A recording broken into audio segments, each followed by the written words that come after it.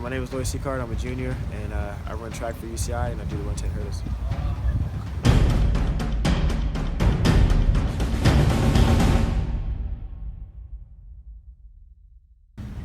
Hi, this is Tyris Williams with ATV and UCIRvinesports.com. I'm being joined right here by track sensation, junior athlete, Lloyd Sicard. Lloyd, how you doing, man? I'm good. How are you? Doing great, doing great. All right, now, there are so many things that people on campus don't know about you, right? Yeah. There are so many things that they do, obviously, from your track on the field. But we want to know a little bit off the field. So, going back, you grew up in Gardena, right? LA area. LA area, Gardena. Little good, little bad, right? Little good, little bad. I mean, it's not the perfect place. It's not the worst place. There's worse, like the Jungles and Crenshaw and Compton. Like, there's worse, but yeah, it's not the ideal spot. But yeah, it's cool. We made it work. Exactly. I'm from Crenshaw, so yeah, you know what I'm talking about. I know exactly what you're talking about. So going back to high school, right? Senior year of high school, you're All-American track athlete. You accomplished plenty of things, right? Yeah. How big of a role did your family play in, like, your on-the-field activities, as well as keeping your head out of all of the negative influences that exist in Gardena? Well, I mean, in general, like, I have 6 sisters, 3 brothers. All 6 sisters are on my dad's side. 2 brothers on my mom's side. And I'm the only child from my mom and my father. And so, all 6 sisters graduated college already.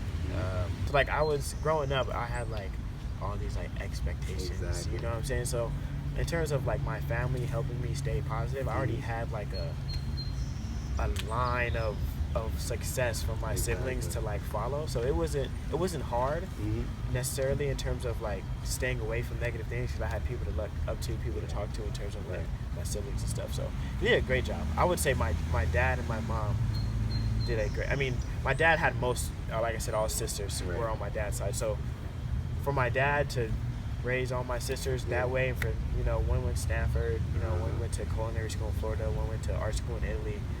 So, and my sister Georgia graduated from the top college in Jamaica. It was sick. He did an awesome job. For the people at home, I have to put it into perspective. Right? Have to give them a little history on it.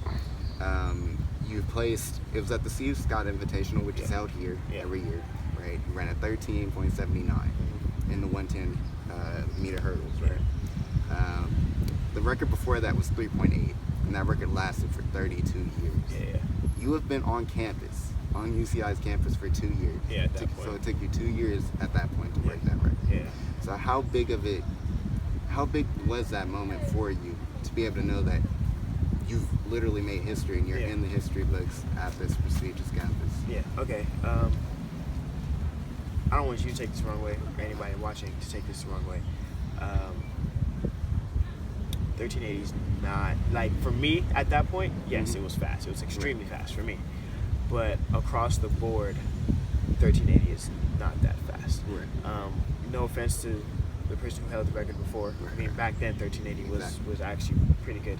Nowadays, I mean, 1380 will get you to regionals. 1380 probably won't get you out of regionals. You probably won't make nationals running 1380.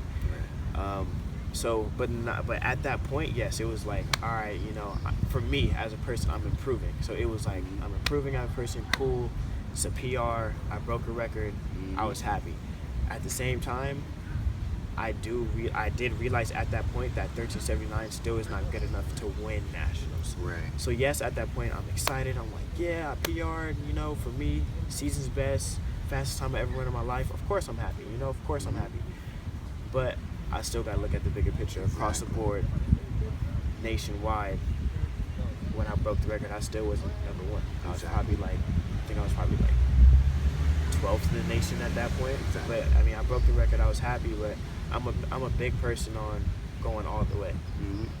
Cool, broke the record. I put it behind me. Was looking forward to the next day. So yeah, my parents were happy. I was happy on the day, but literally like the next day when I woke up, I was looking online, looking at what everybody else ran, and I was just like, yeah, I got work to do. All right, Lloyd, it's been a pleasure. Yeah, no problem. Anytime. Look forward to seeing the evolution that you continue to go through while we're on this journey, man. We look forward to seeing what he does in 2 weeks from now at the Big West Conference Championships. Stay tuned, Anteaters, and until then, keep watching. Zaza. See you there.